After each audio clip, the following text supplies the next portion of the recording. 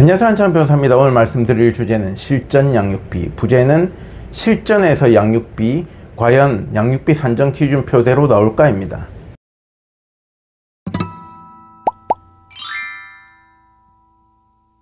제가 앞전 영상에서 양육비 산정 기준표를 정확하게 읽는 법에 대해서는 따로 영상으로 다 설명을 드렸습니다. 그래서 해당 영상은 기본적으로 알고 계시는 것이 중요합니다. 다만 실무를 하는 변호사 입장에서는 양육비를 바라보는 개념이 양육비 산정 기준표의 그것이랑 좀 다릅니다. 어떤 느낌이냐면 양육비 산정 기준표는 형식이라면 실무는 본질적 싸움을 하는 것이다. 그래서 양육비 소송을 하는 실무 변호사의 관점이 무엇인지 오늘 그 말씀을 드릴 건데요. 일단 양육비 산정 기준표를 형식적으로 대략 제가 앞전에 영상을 어떻게 설명드렸냐면 양육비 산정 기준표를 읽는 거는 부부가 A와 B가 있으면 A와 B의 합산 소득으로 해서 그 구간의 양육비를 읽고 그것을 A, B 소득의 비율로 나눠 가지고 계산을 하는 방식이에요. 그래서 뭐 틀린 내용이 아닙니다. 양육비 산정 기준표는 법원에서 만든 것이고 아는데, 이 양육비 산정 기준표는 중립적 입장이고 실무에서는 또 그 결과가 딱 양육비 산정 기준표대로 나오느냐라고 물으신다면 아니다라고 제가 답을 드려요. 그렇기 때문에 양육비 산정 기준표보다 더 많이 받는 경우도 있고 더 적게 받는 경우도 있고 편차가 사실은 좀 크기 때문에 실무에서 하는 소송을 하는 변호사 입장에서는 사실은 양육비 산정 기준표를 크게 개의치 않습니다. 대략적인 느낌으로 이 양육비 산정 기준표의 금액이 얼마 정도인지는 저는 이게 업이기 때문에 잘 알고 있지만 청구하는 입장, 방어하는 입장에 따라서 달리 접근합니다. 그래서 양육비 산정 기준표는 중립적인 입장이라면 청구하는 입장에서는 공격적으로 내가 많이 받아와야 되는 입장이고 방어하는 입장에서는 또 방어 논리를 펴야 되잖아요. 그렇기 때문에 다르다는 거예요. 그래서 일단 제가 예를 들어서 표현을 해볼게요.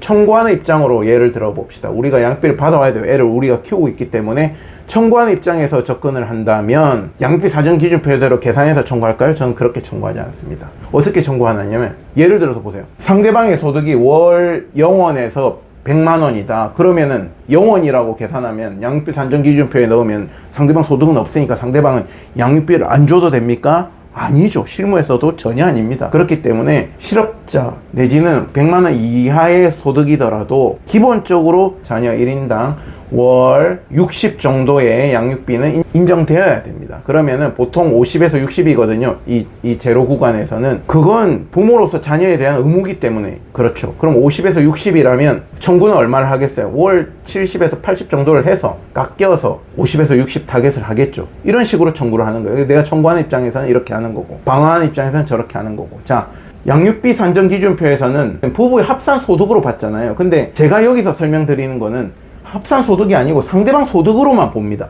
실무에서는. 저는 왜 그러냐면 나의 소득은 0일 때가 가장 나한테 유리하잖아요. 내 소득이 0일, 실제로 0일 수도 있고 실제로는 200일 수도 있고 실제로 내 소득이 2000일 수도 있겠지만 일단 나는 계산을 내가 청구하는 입장에서는 내 소득을 개의치 않는다. 0으로 잡고 상대방 소득만 바라본다. 이게 관점인 거예요. 그래서 상대방 소득이 월에서 200-300 수준이라면 어떤 개념으로 접근하냐면 상대방한테 우리가 임의로 설정한 최저 생계비를 두고 나머지를 최대한 양육비로 다 받아오겠다. 이런 관점에서 접근하는 거예요. 그러면은 상대방의 최저 생계비, 예를 들어서 상대방 소득이 월에 200이라고 칩시다. 이런 사람의 경우에 이제 물가가 있으니까 그 사람 또 월에 100만 원 쓰고 생활을 해야 되겠죠. 그렇기 때문에 타깃으로 나는 상대방이 월에 200을 벌면 나는 양육비를 월 100을 청구하든지 뭐 110을 청구해가지고 타깃을 최대한 100으로 잡아서 청구를 하죠. 여기서 청구를 했는데 깎여가지고 상대방이 월에 80이든 8, 90이 나올 수는 있겠으나 어쨌든 이런 개념으로 접근한다. 그러면 상대방 소득이 월에 300이다.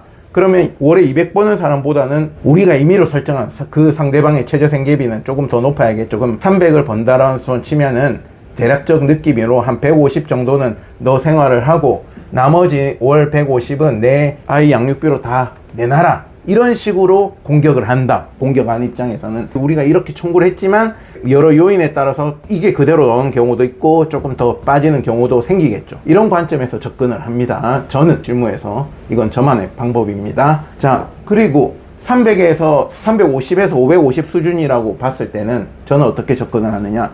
똑같아요. 논리가 같습니다. 여기서 구조 논리는 같아요. 상대방의 최저 생활비 정도를 빼고 나머지를 최대한 자녀 양육비로 받아오려고 청구를 합니다. 그래서 예를 들어서 월 상대방 소득이 400 정도다 하면은 상대방의 그 경우에 따라서 자녀가 예를 들어서 우리 자녀가 한 명밖에 없어. 그러면은 상대방한테 예를 들어서 월 너는 400을 벌어가지고 250으로 생활하고 나한테 월 150을 내놔라는 타겟을 하겠죠. 그러면은 타겟이 150이니까 청구는 월 뭐 170에서 180 정도를 해서 타겟을 150으로 목표한다. 자녀가 2인이다. 그럼 어떤 느낌이냐면 생계비를 좀 더 빼라. 너 월 200으로 살아라. 그러면은 자녀 1인당 월 100만 원 해서 2명이니까 월 200 정도를 청구해가지고 너는 200으로 살고 나머지는 해라. 그러면은 실질적으로 월 100만 원씩 곱하기 2 청구하면은 여기서 좀 깎여가지고 월 뭐 80만 원 2명분, 월 90만 원 2명분에서 180 내지는 160 수준으로 판단이 이루어질 수가 있겠습니다. 이런 식으로 이제 변호사는 저는 업이니까 이게 이런 식으로 해서 흘러가고, 요 구간이 조금 애매한 구간이라서 제가 빼놓고 월에 1,000만 원 이상 수천만 원 버는 고소득자의 경우에 어떻게 접근하느냐는, 여기서는 약간 제가 임의로 설정한 최저생계비 개념으로 접근했잖아요. 여기서는 접근 방법이 달라요. 왜냐면은 양육비 산정기준표에서 그 표의 끝에 있는 맥스 금액이 얼마인지 아세요? 자녀 1인당 월 288만 원인가 그렇습니다. 그러면 이게 형식에 갇혀 있으면은 상대방은 수억을 버는데, 수천을 버는데 나는 맥스로 자녀 한 명밖에 없어. 근데 월 288만 원 받으면은 내가 제대로 잘 받은 것일까를 묻는다면 아니라는 거죠. 실무에서도 제가 훨씬 더 많이 받아낸 사례가 있습니다. 그렇기 때문에 288만 원, 물론 288만 원 받아도 잘 받은 거예요. 그런데 또 착각하지 말아야 될 거는, 이걸 제가 개념을 설명하기 전에 착각하지 말으셔야 되는 거는, 산정기준표에서 맥스가 288로 잡혀 있는 거는 다 이유가 있습니다. 예를 들어서 상대방이 월에 10억을 벌어도 양육비라는 거는 한도가 있어요. 비례를 계속 비례적으로 상승하는 게 아닙니다. 그러니까 월 300만 원 버는 사람이 100만 원을 양육비로 지급한다고 해가지고 월 너는 3억을 버니까 나한테 월 1억을 내놔라, 이렇게 될 수가 없어요. 양육비는 항상 한도가 있다. 한도가 있지만은, 그러니까 형식은 288만에 틀린 말이냐? 맞는 말이에요. 하지만 실무에서 이제 변호사가 그냥 그거대로 할 거면은 변호사를 비싼 돈 줄 필요가 뭐가 있어요? 변호사는 이걸 뚫어내려고 노력을 하는 거죠. 어떻게 뚫어내느냐? 이 고소득에 대해서는 이혼 소송의 대원칙으로 접근합니다. 이혼 소송의 대원칙은 뭐냐? 이혼했을 때 자녀들, 사건 본인들은 기존에 혼인 파탄되기 전의 상황과 자라온 환경을 최대한 유지시켜 줘야 된다는 큰 기본 개념이 깔려 있어요. 그러면은 예를 들어서 남편 소득이 월 3천이라고 칩시다. 3천만 원을 벌어요. 그래서 그 아이한테, 원래 이 아이는 자녀도 한 명밖에 없었어. 한 명이었는데 예를 들어서 월 애한테 교육비고 뭐고 해갖고 여기 500만 원의 양육비가 들어가고 있었던 상황이었는데 부부가 이혼을 한다고 전제를 해봅시다. 그러면은 애를 키우게 된 쪽에서 상대방 소득이 월 3천이야.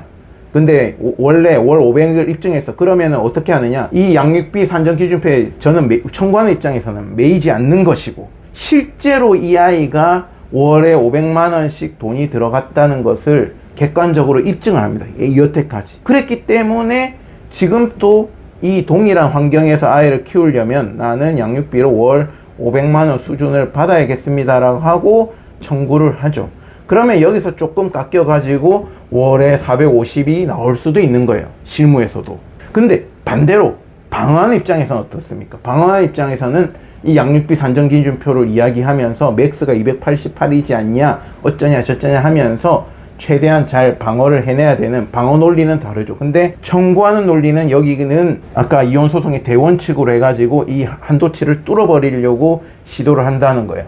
그러면 이거는 최저생계비 개념으로, 제가 임의로 설정한 최저생계비 개념으로 접근을 하고, 수천만 원 이상은 실제로 원래 그만큼 부담했던 기준으로 접근을 합니다. 그거 외에 등등의 뭐 아이가 아프다든지 내지는 뭐 특수한 요인들을 여기서 감안해가지고 주장을 할 수 있겠죠. 그리고 월백에서 900만 원 수준은 이 느낌과 요 느낌이 살짝 중첩되는 구간이에요. 그렇기 때문에 기존의 아이한테 예를 들어서 상대방이 월 600을 버는데 실제로는 이 부부가 아이한테 350이라는 큰 돈을 쓰고 있어요. 그러면은 이 개념을 끌어와 가지고 어떻게 합니까? 월 350을 저는 청구합니다. 양육비로. 그러면은 상대방은 이제 난리가 나겠지. 어쩌고 그게 아니고 저게 아니고 하겠죠. 조금 깎일 겁니다. 하지만은 여기서 예를 들어 280 내지는 300이 결정될 수 있는 구조다는 거죠. 아시겠죠? 이렇게 접근을 하는 거예요. 이렇게. 그리고 이 구간에서 또 만약에 예를 들어서 아이가 3명이야. 그랬을 때는 최저생계비 개념으로 접근해가지고 이 구간에서도 상대방 소득이 월에 700이지만 너는 300만 원으로 살고 나머지 400만 원을 아이가 셋이나 있으니 나는 양육비를 받아야겠다. 이래야지 애 셋을 키운다. 너무 힘들다. 이런 식으로 접근을 할 수가 있겠죠. 아이 셋이면은 솔직히 말씀드리면 외부 활동이 어렵습니다. 벌이가 어려울 수 있죠. 굉장히 제한되기 때문에 이런 요인들을 잘 주장해가지고 최대한 맥스를 끌어와야 돼요. 결론이 양육비 산정기준표와 엇비슷할 수도 있습니다. 하지만 실무는 하고 이렇게 청구하면 제가 거의 그 정도 수준에서 판결을 받아온다거나 우리가 타겟한 금액보다 많이 빠지더라도 이 사건에서 왜 많이 빠졌는지가 이해가 됩니다. 그런 요인들이 이해가 되기 때문에 실무를 하는 변호사, 제 머릿속에는 이런 식으로 해서 최대한 양육비 소송을 하고 있다. 이 말씀을 드리고요. 또 제가 앞전에 올린 영상에서 축출 이혼 역관광시키다는 영상이 있는데 그게 상대방 배우자가 아이셋 버려버리고 바람피러 나가는 사건이거든요. 그래서 제가 상대방 배우자한테 재산분할을 우리한테 완전히 유리하게 받아왔고 그 과정에서 양육비도 잘 받아왔었어요. 그래서 그때 당시에 그 판결에서 양육비 주문을 보면요. 이거 보시면은 피고 대리를 제가 했고요. 대전가정법원 사건이고 과거 양육비로 5천만 원 그때 판단받았고 장래 양육비로 자녀 1인당 A가 셋인데 자녀 1인당 월 80만 원 그러면 곱하기 3 하면 240만 원이죠. 이 영상의 댓글에서 구독자님이 부부 합산 소득이 얼마였는지를 질문을 하셨어. 그래서 제가 오늘 이 영상을 찍어서 말씀을 드리는데 당시에 그 상대방 소득이 월 450 수준이었어요. 그리고 우리의 소득은 월 200만 원 초반 수준이었어요. 근데 아까 제가 말씀드렸죠. 우리 소득은 별로 나는 계산 안 한다. 상대방 소득만 바라보세요. 이 최저생계비 개념으로 바라보세요. 그러면은 상대방 너는 450을 벌지만 애가 셋이잖아. 애 셋 놔두고 너 바람 폈으니까 너 최저생계비 200으로만 살아. 나머지 240만 원 양육비로 지급해. 그러면은 아내분 입장에서는 어떻습니까? 200만 원 자기 소득에다가 그죠? 240만 원 양육비 받으면 여기선 440이 되겠죠. 이것으로 자녀 셋을 키우세요. 재산분할 또 왕창 드리겠습니다. 이렇게 판단을 한 거예요. 실무는 이런 개념을 저는 많이 영향을 미친다고 봅니다. 이때 당시에 판결문에 양육비를 기준을 판사님이 쓰신 내용을 보면 이렇게 돼 있어요. 사건 본인들의 나이, 양육 현황, 소요 비용, 원피고의 나이, 직업, 소득, 재산, 생활 능력, 양육비 산정 기준표, 그리고 당사자 의사, 별거 후에 피고가 지급한 양육비 규모, 그 다음에 담보대출금 이자 부담 내역까지 감안해가지고 최소한 이쪽에서 440 이상은 있어야지 애 셋을 키우고 살겠으니까 결론적으로 너 450 벌지만 200만 원 수준으로만 살고 나머지는 애 양육비로 다 줘라. 이렇게 판단을 잘 한 사건입니다. 이거 이상으로 줄이긴 어려워요. 자, 450인데 상대방은 100만 원으로만 살아. 150만 원으로만 살아. 그리고 다 나머지는 나 양육비 다 받아오면 좋은 거 아니에요? 그렇게 판단도 잘 안 해주지만 그게 결국 회피한 게 아닙니다. 그런 식으로 너무 상대방의 그 최저생계비도 인정 안 하고 다 받아버리면은 결국에는 오래 못 가요. 그러면 양육비 변경 소송이 들어온다든지, 그죠? 양육비를 그냥 미지급해버린다든지, 이 사람이 퇴사를 해서 그냥 자기 소득을 없애버린다든지, 이렇게 되기 때문에 어느 정도의 아무리 밉지만 살 길을 뚫어두고 최대한 내가 많이 끌어오는 게 오히려 현명한 거예요. 무조건 많이 청구한다고 해가지고 인정되는 것도 아니고 오히려 더 우리 주장이 설득력이 떨어집니다. 그래서 이런 합당한 기준으로 청구를 해가지고 받아오는 방식이 중요하다. 사례 하나만 더 보여드리면은 제가 최근에 사전처분을 받은 인천가정법원 사전처분 사건입니다. 이 사건 또 자녀가 셋이에요. 1, 2, 3. 그리고 이 사건에서도 제가 원고 대리고 여기서 보면 피고 상대방은 원고한테 자녀 셋의 임시 양육비로 1인당 월 100만 원 있잖아요. 자녀 1인당, 애가 셋인데 1인당 월 100만 원이면 총 월 300만 원이죠. 월 300만 원 양육비 판단을 하신 거예요. 사전 처분으로만. 근데 이 사건도 완전 판사님이 우리한테 거의 다 유리하게 돌아서신 사건이거든요. 그래서 이미지 싸움에서 이겨서 이렇게 잘 나왔는데 그때 상대방 소득은 얼마였냐? 상대방 소득은 월 500만 원 수준이고요. 저희 소득도 월에 한 400만 원 수준이 있어요. 근데 아까 동일한 개념이에요. 우리의 소득은 머릿속에 지운다. 청구하는 입장에서는 상대방 소득만 바라본다. 그러면 상대방 너는 월에 애 셋 놔두고 너무 나빠. 너 200으로만 살아. 그리고 나머지 월에 100만 원씩 해가지고 300만 원 양육비 줘. 그럼 우리는 월에 400만 원 소득이 있는데 합치면 월 소득이 얼마입니까? 700이 되겠죠. 700으로 애 셋 키우고 있어라. 이거 뭐 확정은 아니지만 사전 처분에서 이 정도 받았으면 본안에서 더 받았으면 더 받았지 줄어들지는 않을 것입니다. 그러면 또 한 가지 의문이 생기죠. 내가 이런 식으로 해서 맥스로 내가 타겟한 금액으로 맥스를 청구를 했어. 그럼 어떤 경우에는 내가 타겟한 금액만큼 꽉 이런 지금 사례처럼 꽉 채워서 판단이 되고 어떤 경우에는 조금 빠지고 어떤 경우에는 많이 빠지느냐, 이게 또 중요하죠. 그게 결론이니까요. 항상 소송은 단순 논리가 없습니다. 재산분할 때 이렇게 하면 이렇게 된다. 그건 일반론은 있을 수 있지만 항상 실치를 잘 변론을 해야 돼요. 그래서 양육비 소송도 재산분할처럼 사실은 종합예술이다.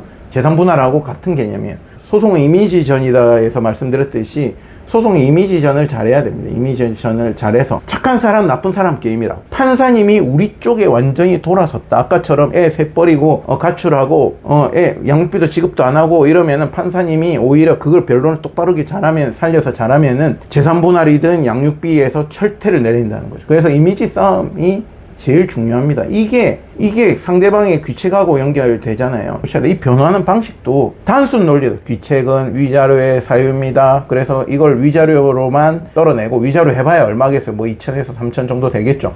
이걸로만 하고 그거랑 별개로 재산분할하고 양육비를 재산분할은 재산분할대로 객관적으로 바라보고 양육비는 양육비대로 객관적으로 바라보고 이렇게 되면 소송에서 폭망한 거예요. 사실 제 관점에서는 그래요. 틀린 건 아니지만 형식적으로. 그래서 이런 상대방이 중대한 기책이 있었을 때 이걸 잘 살려가지고 솔직히 저는 실무에서 위자료 따위는 별로 신경 안 씁니다. 재산분할하고 이것을 양육비 판단에서 최대한 우리가 뽑아올 수 있는 만큼 증폭기로 잘 사용해가지고 최대한의 증폭을 이뤄내는 소송을 하셔야 됩니다. 반대로 방어하는 입장에서 생각을 해보시면 이미지전에서 잘 방어를 해야 돼. 내가 좀 귀책이 있어. 하지만은 이미지전에서 최대한 방어를 하면은 판사님이 어떻게 됩니까? 귀책 부분에서 조금만 판단해 버리고 재산분할하고 양육비는 이 이미지전을 우리가 재산이 많아 뭐 내지는 소득이 높아 잘 방어를 했기 때문에 연계를 안 시킨다는 거죠. 그러면은 판사님은 그냥 객관적인 눈으로 그냥 양육비 산정기준 변화 이런 걸 기준으로 해가지고 방어하는 입장에서는 최소로 받아오는 거예요. 내가 재산과 소득이 많은데 상대방이 바람을 폈다고 칩시다. 그러면은 이미지전에서 우리가 얼마나 유리하겠어요. 근데 재산 소송 들어가면은 어쨌든 내가 재산이 많으니까 내가 재산분할 떼줘야 되는 입장이에요. 그렇게 울상을 짓고 있으면 안 됩니다. 그 소송에서도 내가 최대한 이미지전을 잘해가지고 아예 안 줄 수는 없겠지만 정말로 눈물이 날 만큼 찔끔 주고 마무리를 하신다면 최대한 잘 방어하는 소송이 되겠습니다. 오늘은 양육비 산정 기준표를 넘어서 실전에서 양육비에 대해서 말씀드렸습니다. 감사합니다.